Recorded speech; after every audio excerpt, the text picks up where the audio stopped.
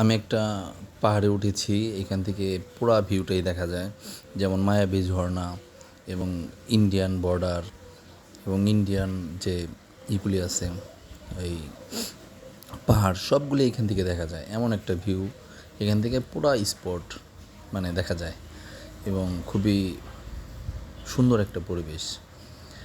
তো যাবেন, সবাই ভালো লাগবে, দেখবেন, ঘুরবেন, ফ্যামিলিকে নিয়ে যাবেন, বিশেষ করে বাচ্চা থাকলে তাদেরকে নিয়ে যাবেন, তারা খুবই মজা পাবে।